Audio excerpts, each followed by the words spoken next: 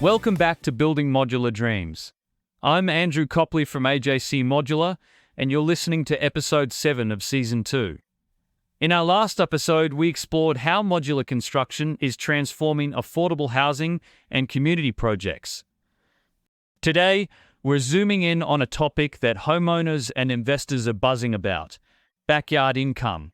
Yes, we're talking about turning that patch of grass behind your house into a revenue stream. Granny flats, tiny homes, backyard pods, whatever you call them, they're fast becoming a popular way to generate rental income, help pay off the mortgage, or house someone you care about. Cheers, Andrew. You know me, I love a good backyard yarn. And if you're wondering who this bloke is, I'm Mark Byers, sales manager here at AJC Modular. Andrew always says I know more about granny flats than anyone. And while I don't know if that's true, I do spend a lot of my time helping people design, finance, and build them. As always, what we talk about today is general information, not personalized advice. We'll share stories, insights, and numbers, but everyone's situation is different. So talk to professionals before jumping in. And we'll keep this conversation real. You'll hear a few ums and ahs because that's how we chat over a cuppa. All right, let's get cracking. Let's start with the big picture. Why are people so keen on adding a granny flat or tiny home to their backyard? It boils down to 4 factors: rising housing costs, the search for additional income, changing household structures, and evolving planning laws. Housing prices and rents in many Australian cities and towns have surged over the last decade. For homeowners with a bit of land, building a secondary dwelling can seem like a no-brainer way to generate income. It's also a hedge against mortgage stress. Instead of raising your primary dwelling's rent or taking a second job, you can create an asset that pays you monthly. Yeah, and for a lot of families, it's about helping their kids or parents while also securing some financial benefit. Maybe you have a young adult saving for a deposit who wants some independence, or an elderly parent who needs support but doesn't want to live in your spare bedroom. A granny flat provides separate space while keeping everyone close. In some states, you're allowed to rent these out at market rates to unrelated tenants. That can mean a few $100s a week in rent for a build cost of, say, $120,000 to $200,000. If you get the planning right and manage it well, the yields can be attractive. The other driver is shifting attitudes about density and land use. Councils are under pressure to increase housing supply without sprawling further out. Allowing secondary dwellings on existing lots is a way to add housing in established suburbs. Some states have changed their planning rules recently to encourage this. For instance, New South Wales's Low-Rise Housing Diversity Code allows granny flats on many residential lots without a full development application. Victoria's rules are also pretty permissive. We'll come back to approvals later, but the regulatory environment is becoming more favourable in some areas.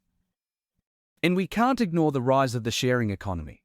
Platforms like Airbnb have transformed how people think about property. Suddenly, a backyard cabin isn't just a place for the in-laws, it's a potential tourism asset.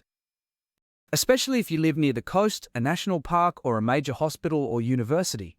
A well-designed tiny home can attract short-term guests and earn more per night than a long-term tenant would pay per week. There are caveats, of course: council rules, occupancy rates, cleaning fees. But it's an option that didn't exist a decade ago. Absolutely. So there's lots of motivation, but there are also complexities. Let's start unpacking them by talking about the different rental strategies people use for granny flats and tiny homes. When it comes to renting out a secondary dwelling, you broadly have 2 strategies: long-term rentals and short-term rentals. There's also a hybrid approach where you might do both at different times of the year or under different arrangements. Let's start with long-term rentals. These are typically 6 or 12-month leases with tenants who treat the granny flat as their primary residence. Long-term rentals are the more straightforward option. You set a weekly rent, sign a lease, and the tenant pays you every fortnight or month. In most cases, the rent is slightly lower than a standard apartment of the same size, because the dwelling might be a bit smaller or closer to the owner's house. Yields vary by location. But I've seen one-bedroom granny flats renting for $300 to $500 a week, and two bedrooms for $400 to $700. If your build cost was $150,000, a rent of $450 a week yields about $23,400 a year. After expenses, insurance, maintenance, council rates, you might clear around $18,000. That's a 12% gross yield, which is pretty attractive compared to some other investments. But you need to factor in vacancy risk. If your tenant leaves and it takes a month to find a new one, that's lost income. Also, some states have rules about who can live in a granny flat. For example, parts of Queensland only allow relatives. You can't rent to just anyone, so check your local regulations. You also want to think about property management. Do you want to manage the tenancy yourself or hire a property manager? A manager might charge around 7 to 10% of rent, but they handle advertising, tenant screening, bomb collection, inspections, and dispute resolution. That's a cost, but it saves you time and headaches. Now, short-term rentals. These can generate higher returns on a nightly basis. An Airbnb listing might fetch $100 to $200 per night for a one-bedroom unit depending on location and season. But occupancy can vary. If you only rent it 50% of the time, your annual income might be similar to a long-term tenant's, but with more work. There are cleaning costs, service fees. Airbnb takes around 3% from hosts, and local regulations. Some councils limit how many days per year you can rent a secondary dwelling or require a permit. There's also the wear and tear from frequent turnover. Short-term guests also bring operational complexity. You need to furnish the unit, provide linen, toiletries, and a welcome guide. You need to be responsive to guest queries. If you live on site, this can be manageable. Some hosts enjoy meeting guests and sharing local tips. Others find it intrusive. If you're thinking of going short-term, consider whether your personality and lifestyle fit. Do you enjoy hospitality? Do you have time to clean or to coordinate a cleaner? And don't forget tax implications. Income from short-term rentals is taxable, and you may need to pay GST if your turnover exceeds the threshold. Then there's the hybrid approach. I know one couple on the coast who rent their granny flat to a long-term tenant 9 months of the year. Then, over summer, they ask the tenant to move out. It's in the lease, and they rent it out as a holiday rental for 3 months. They charge $1,500 a week during peak season. The tenant gets a reduced rent for the rest of the year in exchange for the hassle of moving out temporarily. This arrangement suits everyone, but it requires careful drafting of the lease and clear expectations. Another hybrid is renting to family at a discounted rate while occasionally hosting short-term guests when family are away, or renting to students during the academic year and holiday makers over Christmas. Flexibility is the name of the game. Modular homes can support this because they are durable and can be designed to withstand frequent use. You can also design them to be easily cleaned and maintained. There's also a creative twist where homeowners build a granny flat for themselves and rent out their main house. The main house might rent for $600 a week, and the granny flat might cost only $200 a week to run. It's called downsizing in place. You unlock income from your biggest asset while staying on your own land. This can be particularly appealing for older homeowners whose kids have moved out. Instead of moving to a retirement village, they stay in their neighborhood, earn income, and live in a brand new, low-maintenance modular home. Whichever rental strategy you choose, the design of your granny flat or tiny home plays a huge role in your success. A well-designed dwelling will attract better tenants, higher rents, and fewer headaches. Let's break down the key design considerations. Number 1 is privacy. Tenants need to feel that the granny flat is their own space, not just an extension of your house. Position the dwelling so it doesn't overlook your living areas. Use fencing, hedges, or landscaping to create separation. Provide a dedicated parking space and a private entrance.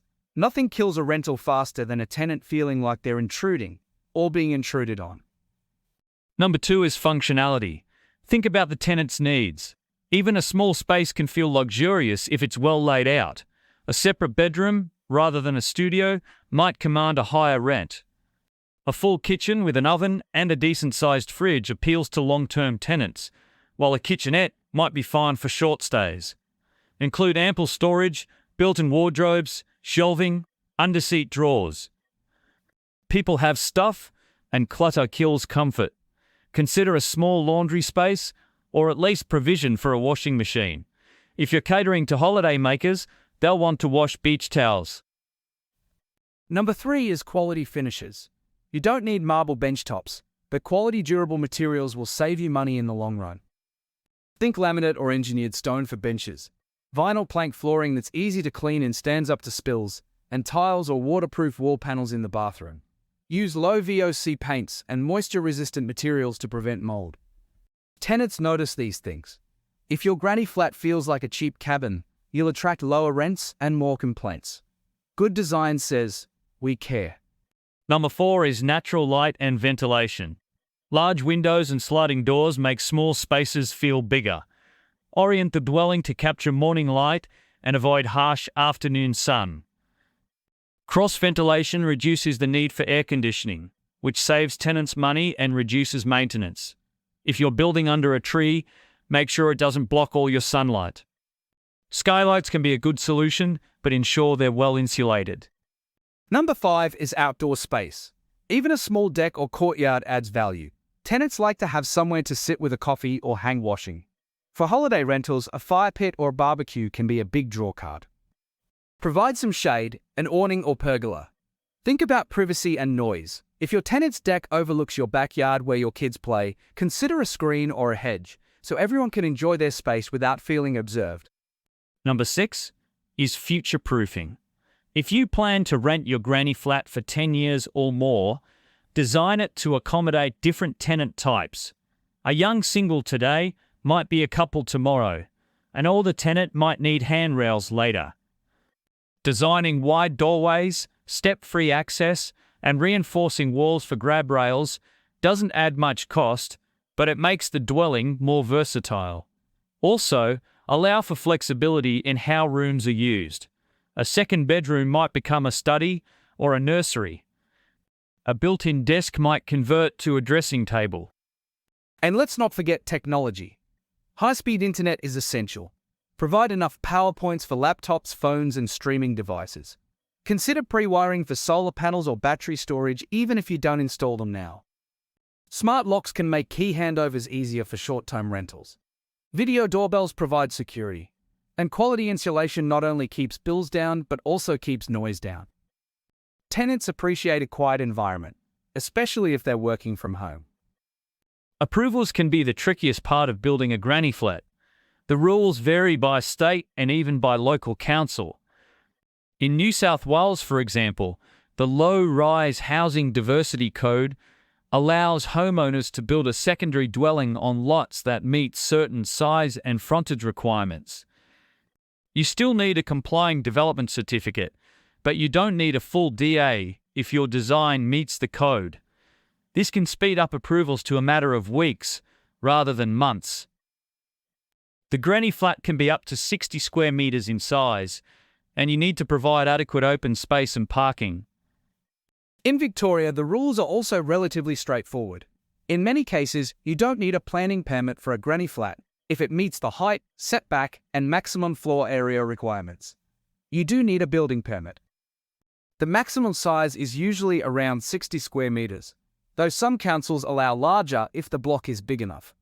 You also need to comply with the National Construction Code, including energy efficiency and livable housing standards. Queensland used to be quite restrictive, but the rules are changing. In some councils, you still need the occupant to be a relative. In others, you can rent to anyone. The maximum size is often 80 square meters, but again, check with your council. South Australia has similar rules to Victoria. Planning permits are sometimes required, but building permits are a must. Western Australia allows granny flats up to 70 square meters in many cases, and you can rent them out.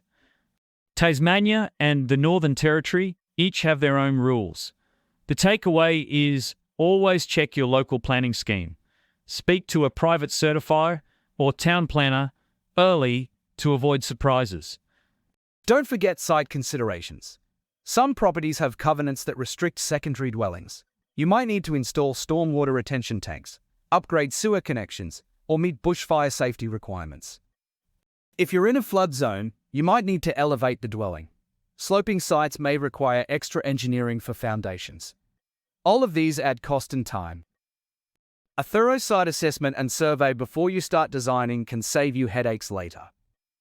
There's also the question of separate services. Do you connect your granny flat to your existing power and water, or do you install separate meters? Connecting to the existing supply is cheaper up front, but separate meters make it easier to bill tenants for their usage. Some councils require separate services for secondary dwellings. Others leave it up to you. Again, check the rules. Lastly, consider whether you need subdivision approval. In some cases, homeowners subdivide their land so they can sell the granny flat and its portion of land separately in the future. This involves surveying, contributions to council, and separate titles. It can add value, but it also adds complexity. If you don't plan to sell separately, subdivision might not be worth the cost. Let's talk money. One of the most common questions we get is, how do I pay for this? And when do I get my money back? The cost of a granny flat or tiny home varies. A basic one-bedroom might cost around $120,000 to $150,000, including site works. A two-bedroom with higher-end finishes and more complex site work might be $200,000 or more. Some luxury cabins can exceed $250,000.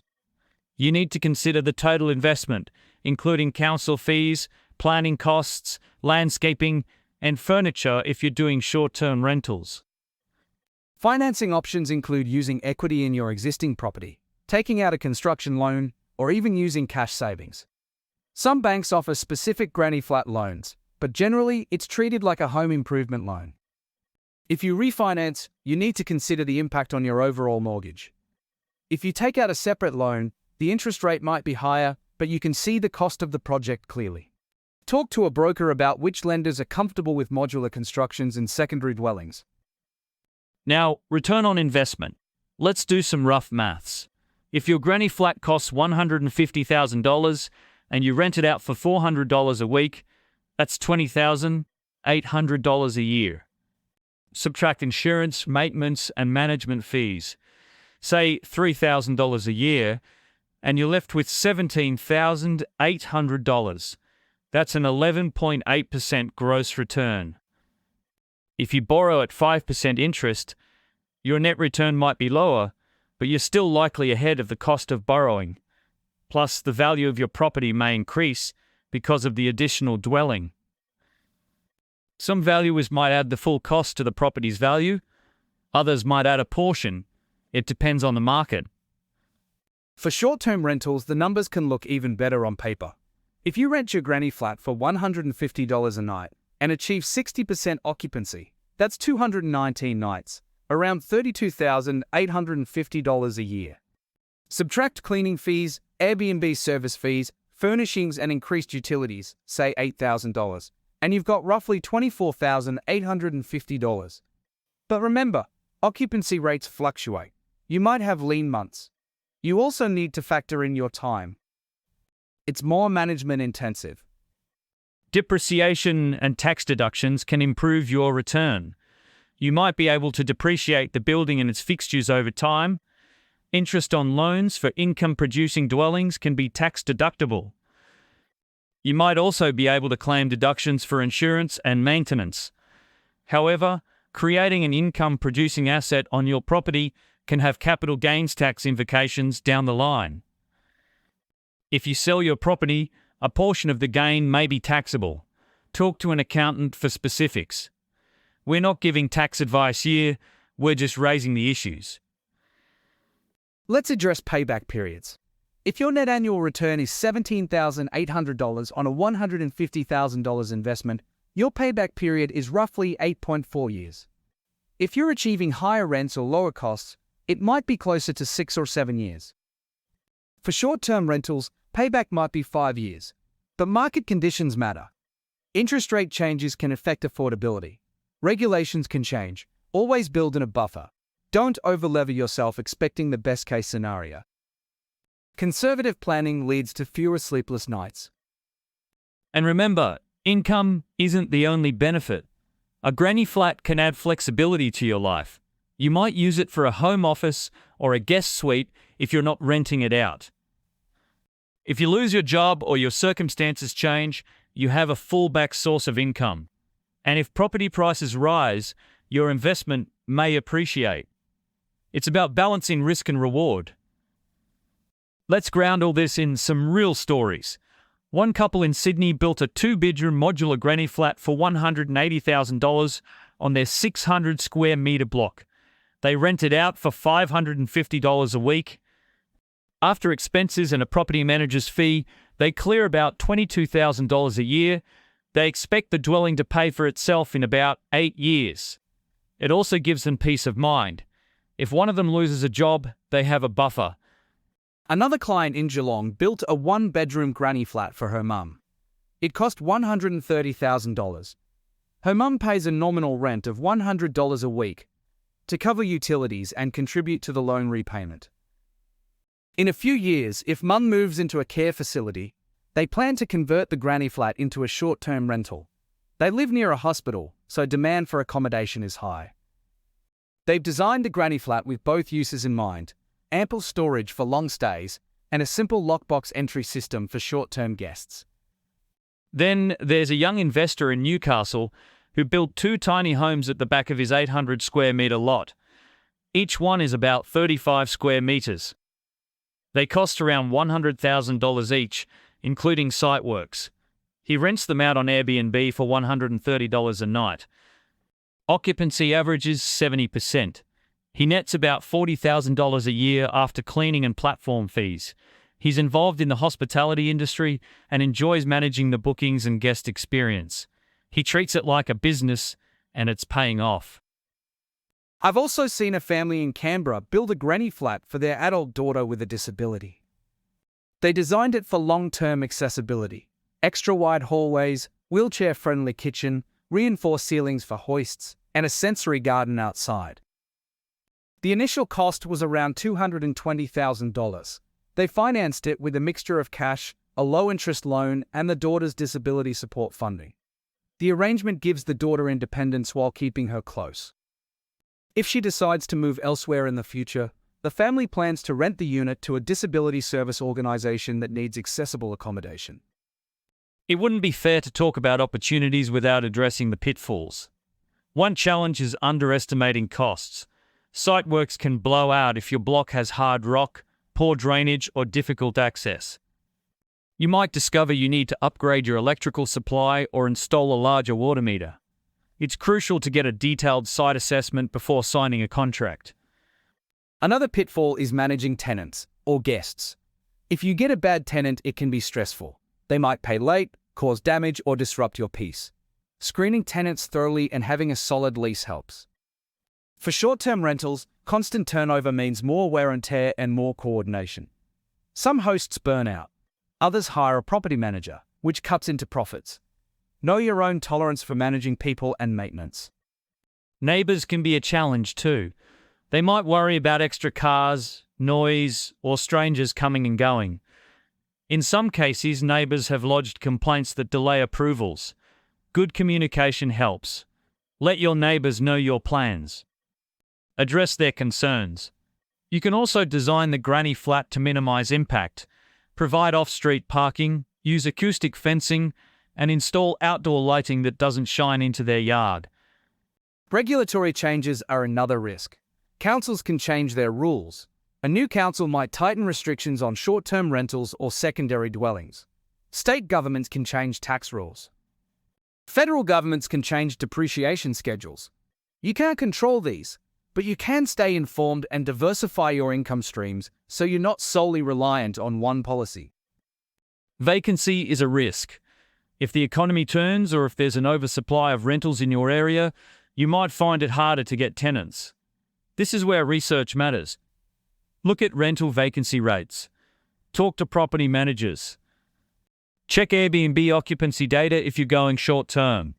Don't build a granny flat on the assumption that you'll always be fully booked, and consider whether you'd be happy to use the space yourself if you couldn't rent it out. Finally, there's the personal challenge of having tenants so close to home. We've touched on privacy, but it bears repeating. Boundaries are important. Set expectations about shared spaces. Don't let small annoyances fester.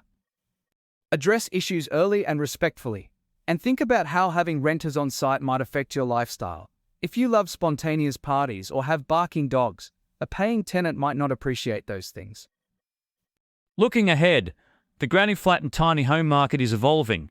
We're seeing interest in sustainable, off-grid granny flats with solar panels, rainwater tanks, and composting toilets.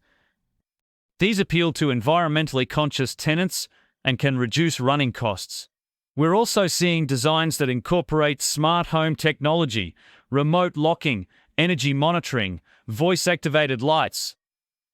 As more people work from home, granny flats with dedicated workspaces are in demand. We're even seeing multi-story pods stacked above garages or workshops, making use of vertical space. Another trend is micro-communities, clusters of tiny homes in backyards or on vacant land that can be rented out individually. Imagine 5 tiny homes surrounding a shared garden, each with a different owner. It's like a mini village. This can be a way for friends or extended family to share land and create separate incomes.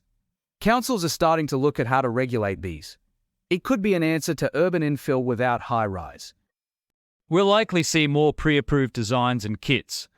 Some councils and lenders are working with builders to create compliant sets of granny flat designs that can be approved quickly. Lenders might offer specific loan products. Insurers are creating packages that recognize the unique nature of backyard rentals. The industry is maturing, which means fewer surprises for homeowners. And don't forget about modular innovation. We're experimenting with cross-laminated timber, high-strength steel frames, and lightweight concrete. We're exploring modular units that can be craned into tight spaces or assembled on site from smaller components. There's talk of 3D printing certain elements to reduce waste. As these technologies become mainstream, costs may drop and possibilities may expand. Finally, there's the policy angle. Governments are under pressure to increase housing supply, and granny flats are an attractive solution. We may see further relaxation of planning rules, tax incentives for homeowners who create rentals, or subsidies for disability-accessible granny flats. The federal government's target of 1.2 million homes includes a big chunk of missing middle housing, duplexes, terraces, and granny flats. If policy shifts align, we could see a boom. Let's outline the process for those ready to take the next step. 1. Assess your property. Measure your backyard. Check covenants, easements, and services. Identify slopes, trees, and access points. Engage a surveyor if needed. 2. Check the rules. Contact your local council or a private certifier. Find out the size, height, and setback requirements. Ask about who can occupy the dwelling and if you can rent it. 3. Do the numbers. Get rough quotes from modular builders. Estimate site costs, council fees, design fees, landscaping, and furnishing. Work with a broker to see how much you can borrow and what your repayments will be. 4. Choose a design and builder. Look at different floor plans. Visit display homes. Consider customization options. Get a fixed price contract that includes modular construction, site works, transport, installation, and finishing. 5.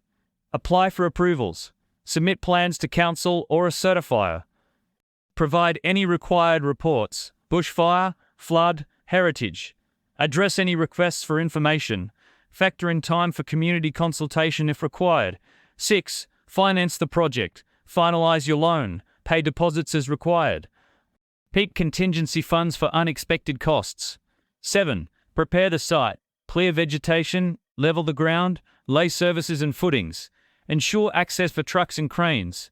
Communicate with neighbors about potential disruptions. 8. Construction and delivery. While the module is built in the factory, the site team prepares foundations and services. When the module arrives, it's craned into position, bolted down and connected. Internal finishing, decks and landscaping follow. 9. Furnish and fit out. Buy furniture, appliances, linen and decor. Install blinds or curtains. Add outdoor lighting and security. 10. Marketing and management. If you're renting long-term, list the property with a manager or on rental websites. If short-term, set up a profile on Airbnb or similar platforms. Take professional photos. Write a compelling description. Respond to inquiries promptly. That process may sound daunting, but each step is manageable. And remember, you're creating an asset that can generate income for years.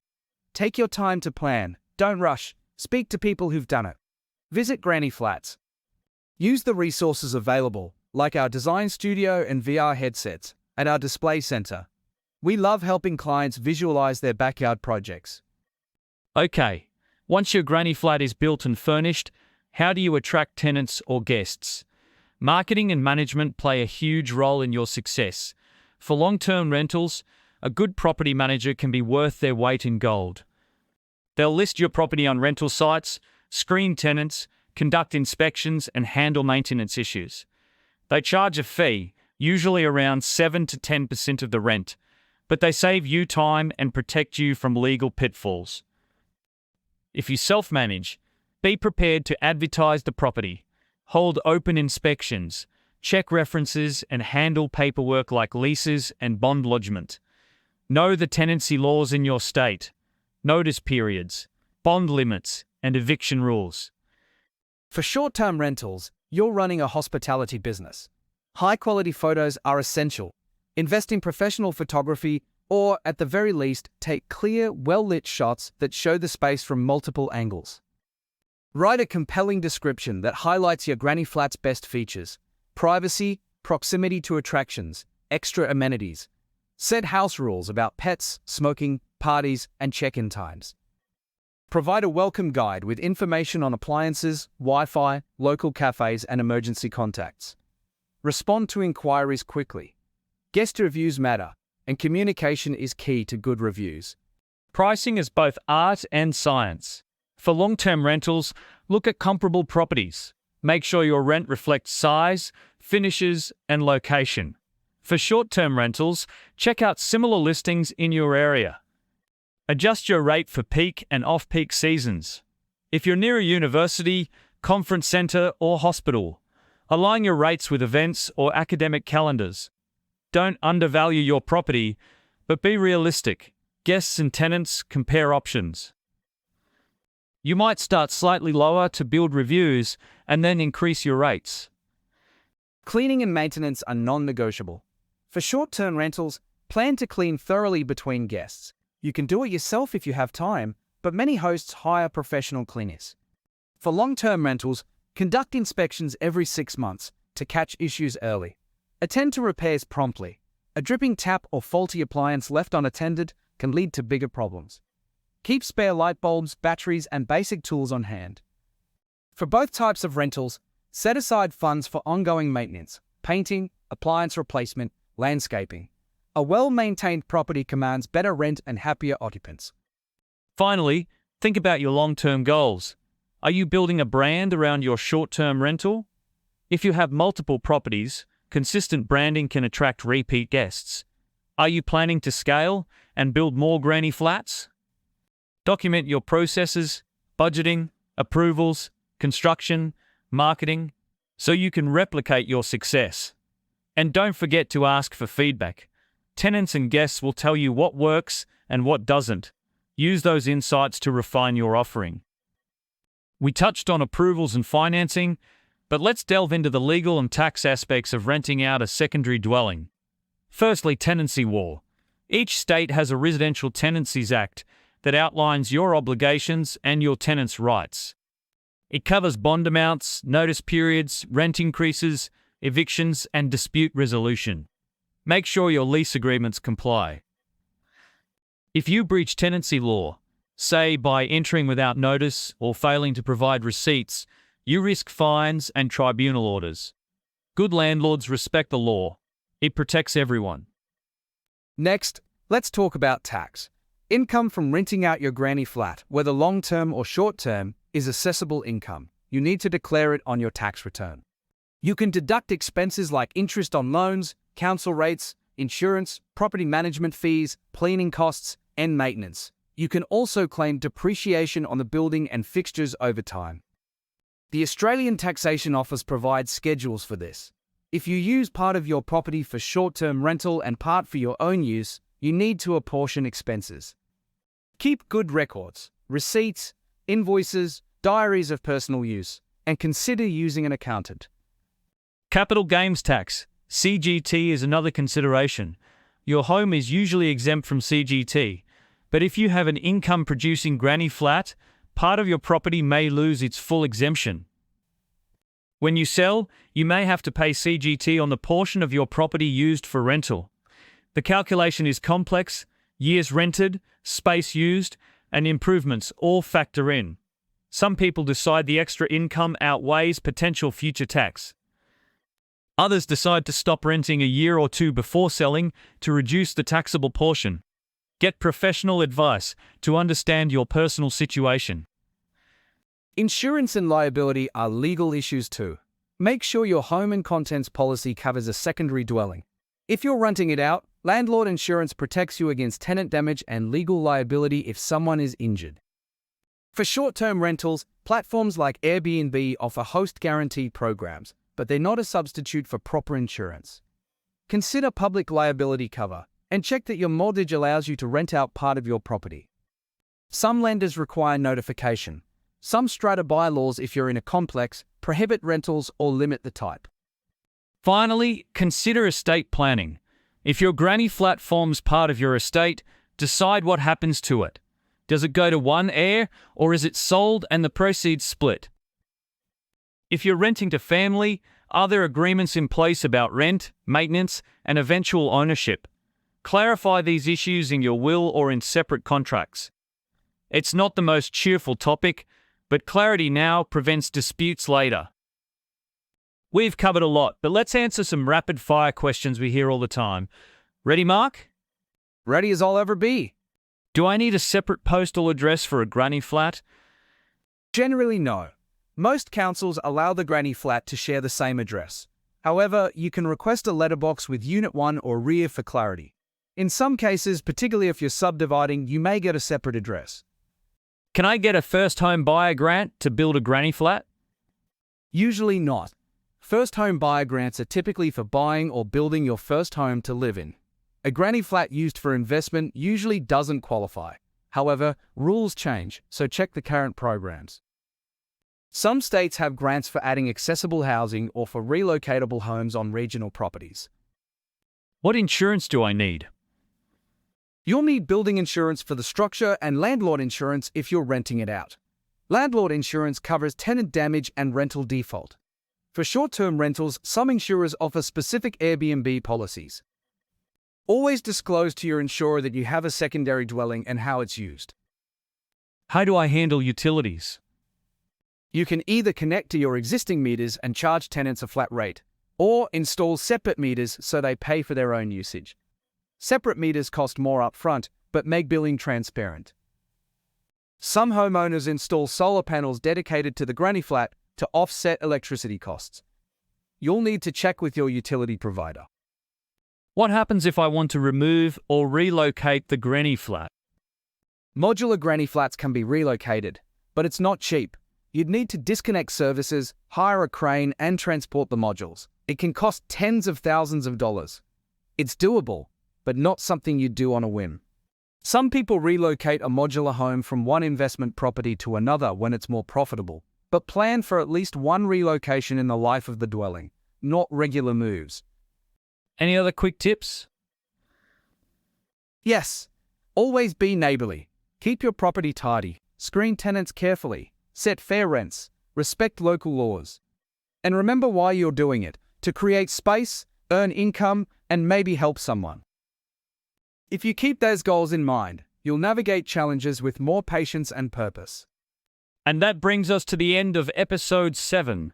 We've unpacked why backyard income is so attractive, explored different rental strategies, dived into design, approvals, finance, and real stories.